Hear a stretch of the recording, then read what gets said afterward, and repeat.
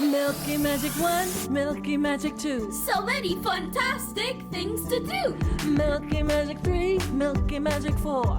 Dancing, craft time, and so much more. Milky Magic 5, Milky Magic 6. Friends and fun, the perfect mix. Milky Magic 7, Milky Magic 8. Dip and dunk sure make it great. Milky Magic 9, Milky Magic 10. We can't wait to come back again. The Dairy Milky Magic Day Camp. Hello Milky Magic campers, we're back at the Dairy Milky Magic Day Camp. Have you invited your friends and family? Today we're going to read an awesome story about manatees. Have you ever seen manatees before? In Trinidad, you can see them in the river swamp and of course, right here during our story time. So let's get started. Thank you, Dunk.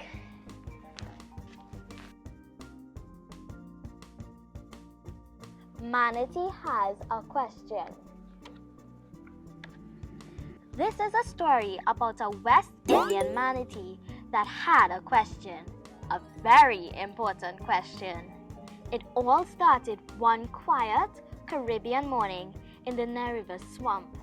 This was Manatee's favorite time of the day. Manatee drifted along his riverbed happily, munching on his favorite seagrass.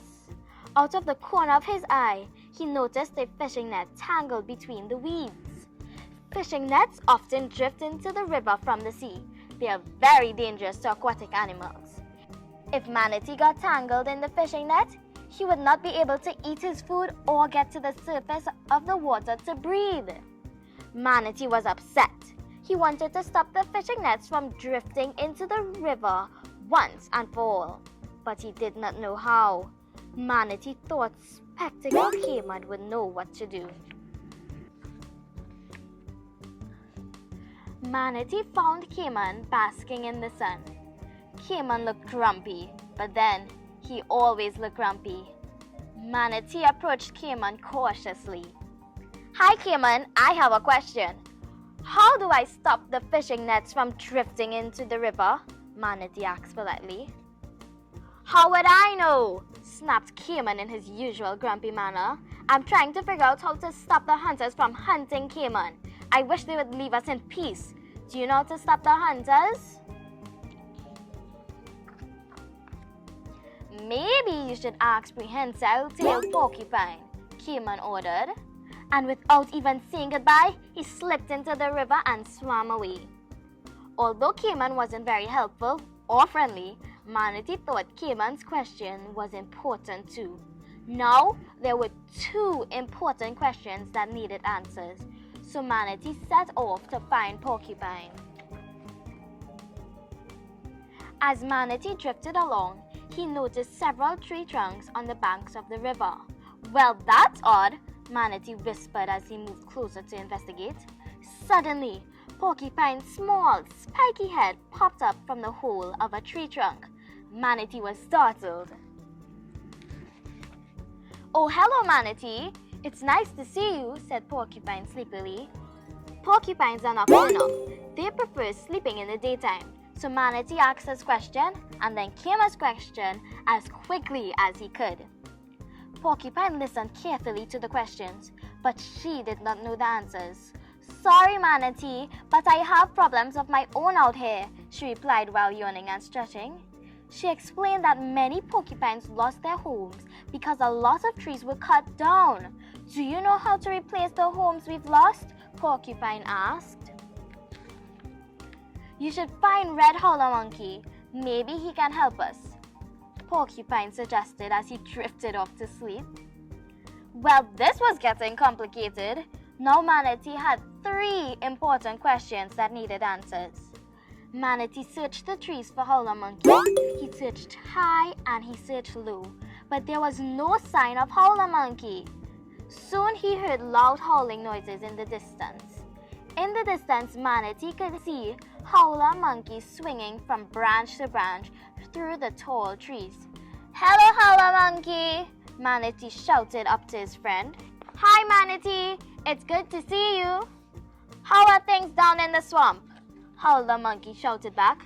Not so good, I'm afraid. I have 3 important questions that I need your help with, Manatee explained. Howler Monkey listened carefully as Manatee asked his question, Cayman's question, and Porcupine's question. Sorry, old pal, I'm afraid I don't know the answer to your question. Cayman's question or even Porcupine's question, Howler Monkey replied. Besides, I've got problems too. Forest fires are destroying our homes and our food supply. Do you know how to stop these forest fires, Manatee? Howler Monkey asked. You should find Blue and Gold Macaw, Howler Monkey suggested. He's the smartest animal in the river swamp. Surely he would know the answer to all 4 of your questions. Good luck, my friend.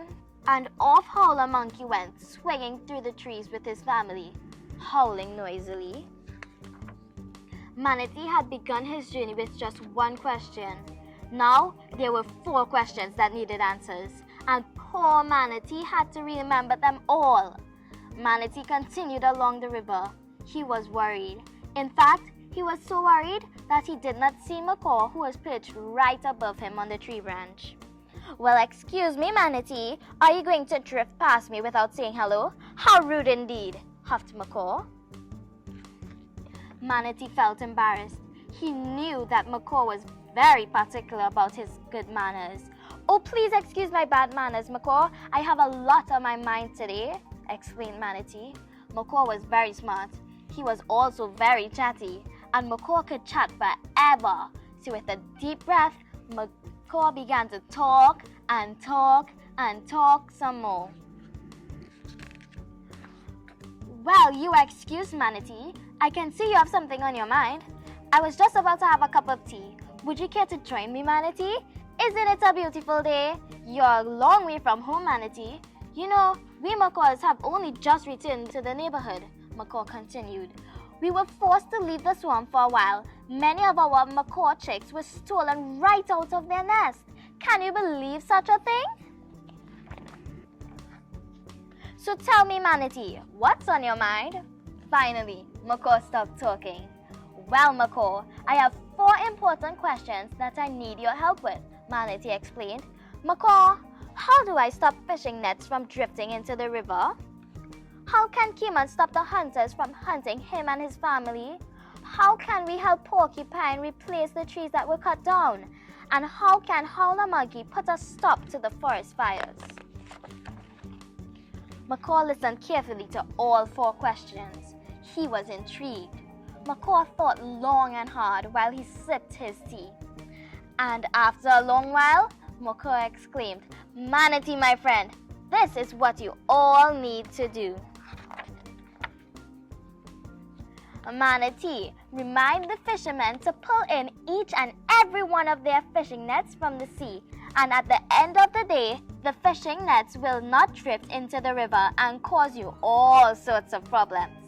Tell Cayman he must explain to the hunters that if they continue to hurt him and his family, soon there'll be no more Cayman left in his swamp, and no one wants that to happen. As for Porcupine, we must all join in to help her plant new trees to replace the old ones that were cut down. Soon, Porcupine and her family will have new homes to live in, and Howler Monkey must teach visitors and campers all about fire safety. They need to understand that a healthy forest is important to all animals and the environment. Well, we must all work together to protect the river swamp. This is our home, Macaw declared, and Macaw was right. To fix their problems, they would all have to work as a team. Manatee was happy. Finally, he had the answers to all of their questions. On the way home, Manatee planned to share the answers with Howler Monkey, Porcupine, and Cayman. Thanks, Macaw. You've been a great help, said Manatee with a big smile. Manatee waved to Macaw and began his long journey home. The end. We learned some very important things today about protecting our planet and the animals who live on it.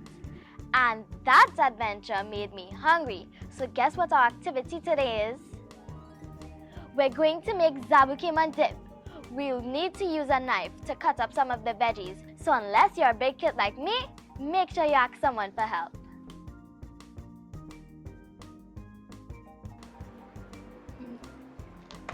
Okay, so today we don't need art supplies. We need ingredients because we're going to make a snack. So the supplies you need are dairy milk, cucumber, avocados, the most important thing, carrots, salt, black pepper, olives, and grapes. Don't forget to wash your hands and get your utensils. So with our cucumber, we want to make them look all fancy. So take a fork and go along the sides, just making like a cut like this. So we're gonna do that around the whole cucumber. It's gonna look fancy.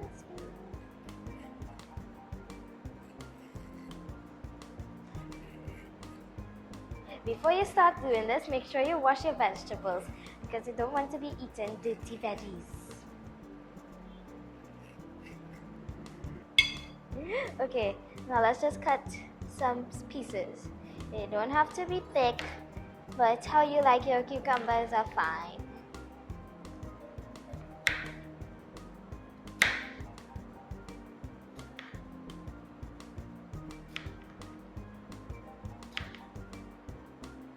And when you're cutting, keep on moving your hands back so you don't cut yourself.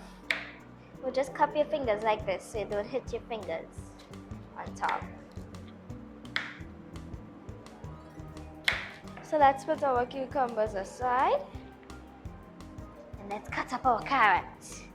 Again with the knife. Make sure your parents are watching. We're just gonna cut small pieces. So before you cut your carrot, you could either wash them or peel them. You can do any one you feel. And cut them very carefully because carrots are hard. So let's leave back this. And let's cut it in half. You have to hold it on top here so you don't cut your fingers off.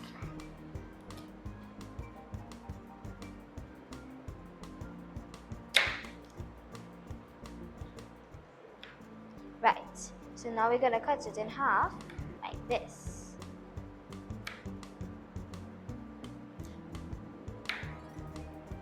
We got 2 arms. Now let's cut our legs. You came and need to move. So we have our legs, our teeth, and our eyes. So let's make the teeth. You're gonna hold, put this aside so you can see.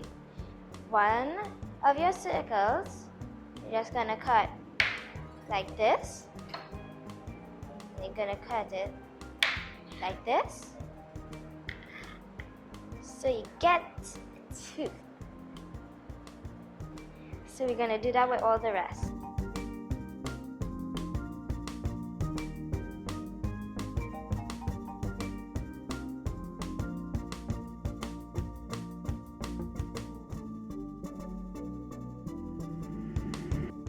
All done with our teeth. So I'm going to put this on a plate so I can have space to cut my avocado. Okay, let's put it in hot. Ta-da! So, grab a bowl and a spoon. Let's scoop it out. So we don't want to mess up the peel, this part, because that's going to be our body. So be careful.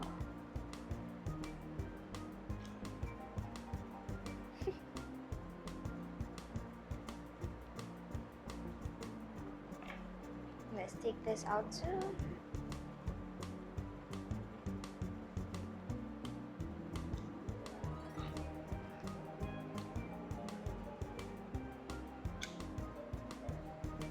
You can also use a spoon to do this. You don't have to use an ice cream scoop, but it's just easier. We are going to take our fork, a next fork, and let's mash it up. You can also use a smasher, one of these, but I'm using a fork today.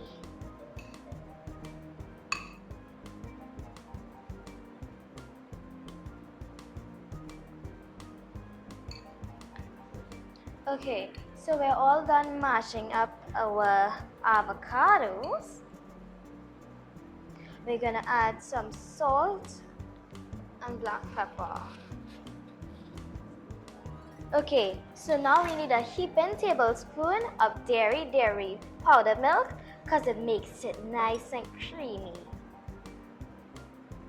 Nice. Now take our fork and mix all of that in. Mix it, mix it, mix it. See how creamy and nice that looks?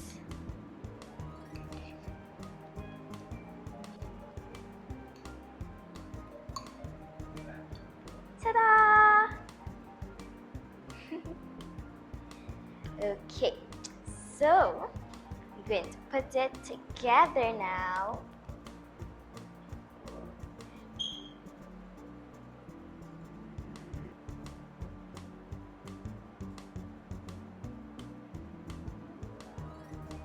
Okay, so if you think that is falling over, you just put one of your carrot sticks next to it. So let's make the eyes. Need 1 cucumber, and this. Cut it in half. Because we know it won't stick like this, let's cut a slit here. Don't have to be long. And the next slit in this one.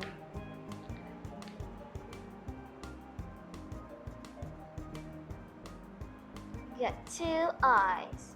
So for the eyes part, you can add grapes, but I like olives, so I'm going to use an olive. Careful cutting small things. So we got 1. And let's cut our second one.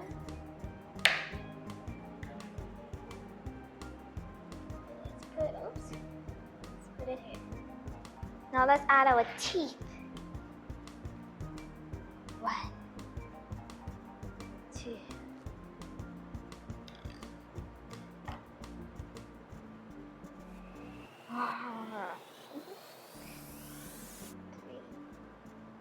Ta-da! The head is done. So let's do the body. I'm going to start from behind. Leave some space because we need a tail. And just build it up.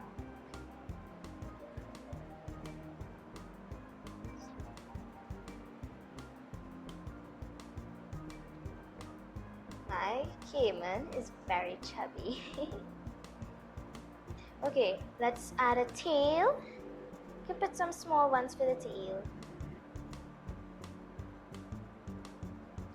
Alright, so now we're gonna add the arms and legs we spoke about. 2 fat arms, 2 legs. We're finished! Isn't that delicious? And Mama and Dad know it's good for us too. Don't forget to take a pic of yours before it's all gone and then head over to dairy-dairy.com to get this week's activity page. You'll find coloring pages, an animal puzzle, porcupine crafts, and instructions to create a mini kitchen garden using seeds that you can find at home. So send us your pics and videos before the end of this week for another chance to win. Want a clue about what we'll be reading next week? It's an exciting story about some of the beautiful mansions around Queen's Park, Savannah. Feel free to put your guesses in the comments and I'll see you soon. Bye!